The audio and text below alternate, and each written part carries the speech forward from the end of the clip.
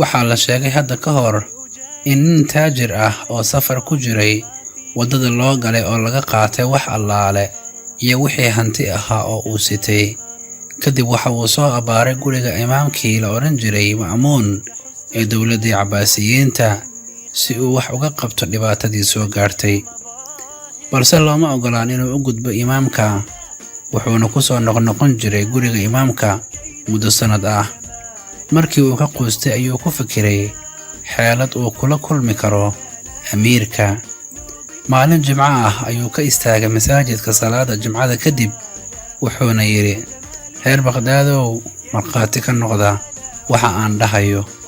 waxa aan leeyahay alle ma lahan, waxa aan haystana alle ma haysto. waxaan wataa wax aanu alle abuurin. fidnada ayaan jeclahay, xaqana waa necbahay. waxaan qirayaa wax aanan arag, waxaana dukanayaa weyso la'aan. dadkii markii ay maqleen waxa uu ku hadlayo ninkan, waxa ay u geeyeen imaamkii. imaamkii ayaana ku yidhi ninkii, waa maxay wax lagaa sheegayo nin yahow? ninkii ayaa ku yidhi, haa, way jiraan waxa aad maqashay imaamkaygow. imaamkii ayaa ku yidhi, haddaba maxaa kugu kalifay inaad sidaani samayso? ninkii ayaa yidhi, waddada ayaa la ii galay oo waxaa layga dhacay hantidaydii. muddo sannad ah ayaan taagnaa iriddaada, balse waa la ii diiday inaan kula kulmo. sidan ayaana sameeyey si aan kuula kulmo adiga, oo aan dhibtayda kuugu sheegto, hantidaydana aad ii soo celiso. imaamkii ayaa yidhi, waan ku siinayaa hantidaada, balse waa inaad marka hore ii fasirtaa hadalkaaga la yaabka leh. ninkii ayaa yidhi, hagaag.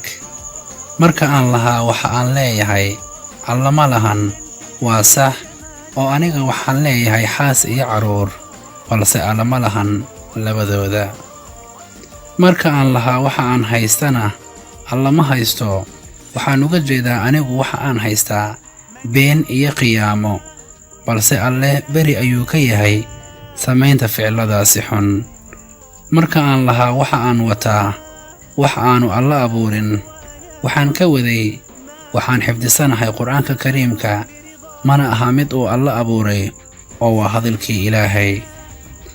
marka aan lahaa waxaan jeclahay fidnada, waxaan ka waday hantida, oo alle ayaa ku yidhi qur'aanka, innamaa amwaalukum wa awlaadukum fitnah, carruurtiinna iyo hantidiinnuba waa fidno. marka aan lahaa waxaan necbahay xaqa, waxaan ka waday waxaan necbahay geerida, waana mid xaq ah oo haleelaysa qof kasta.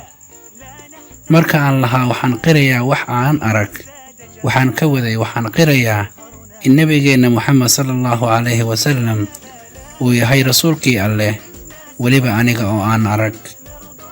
marka aan lahaa waxaan dukanayaa weyso la'aan, waxa aan ka waday waxaan ku salinayaa nebiga sallallahu calayhi wasallam, aniga oo aanan weyso qabin. amiirkii ayaa aad ugu farxay jawaabaha ninkii taajirka ahaa, wuxuuna siiyey hantidii uu ka ballan qaaday.